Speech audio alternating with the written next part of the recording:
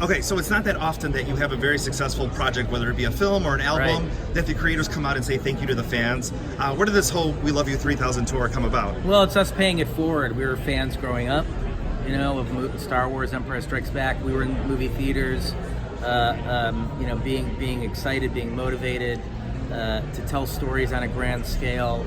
That's why we're here. And, you know, I'm not standing here unless the fans responded to the movies the way that they did. So you know, our give back is paying it forward, saying thank you to everyone. We love meeting them personally. We love thanking them personally, and that's what this tour is all about. So people have been lined up since 5 o'clock last night in costumes. When you've been going around to all the different places, what's been like the craziest costume or how people have? I mean, I think I don't know. They're all, and people are great at cosplay. I mean, you see some really incredible stuff.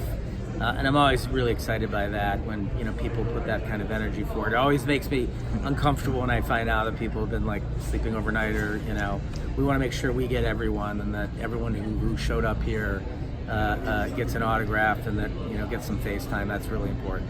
Now, it's been over a decade of all the movies, you know, put together. I mean, it's been a big chunk of many people's lives. People have grown up with them. Yeah. Tell me about the process of creating the movie without kind of hearing everybody as far as like, here's what I want for the end. Here's what here's all my feedback. The process of making these movies has been incredible. I don't know that we will ever be given as much creative freedom, as much resources, as much support, as much love as we got from Marvel and Disney throughout making these movies for 7 years.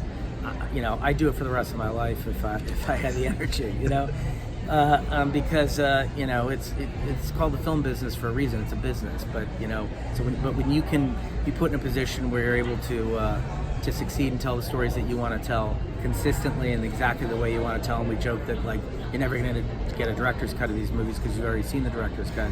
So the whole process has been amazing, and we get to work with incredible collaborators like Marcus McFeely, our editor Jeff Ford, our VFX supervisor Dan DeLue's been nominated for 2 Oscars. I mean, we have some incredible people that are our collaborators and our teammates and our dear friends that have helped us make this film.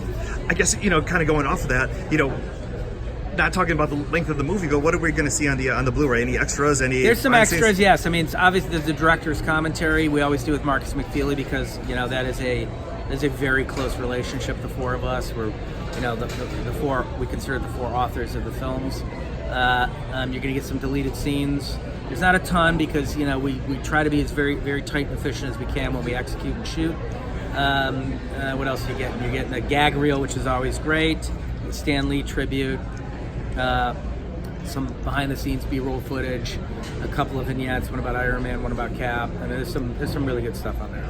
You know, there were so many wonderful people in this movie, but I'm curious, when you guys were filming it, was there one day where you had more family or friends that wanted to either come see Chris Hemsworth or Brie Larson or Tom Holland? Or early on, we felt like there's a lot of family and friends that wanted to come by, and then as the years went by, I think they'd all been to either a premiere or set one time, and you know, and the magic had worn off for them. But definitely early on, we got a lot of requests. Was there one particular person or several people? I mean, I think you know, my nephews started off by coming to set to see their favorite characters, and eventually found their way into the movies. So you know, one of them is the kid that in Winter Soldier, the Captain America looks at and says "shush" to in the Smithsonian. The other is in the scene with the Hulk in Endgame. And he asks him for an autograph in the diner. That's awesome. We'll have to go back and look for those scenes. A couple Easter eggs. Yeah. So I've heard you mention Star Wars and Empire Strikes Back several times.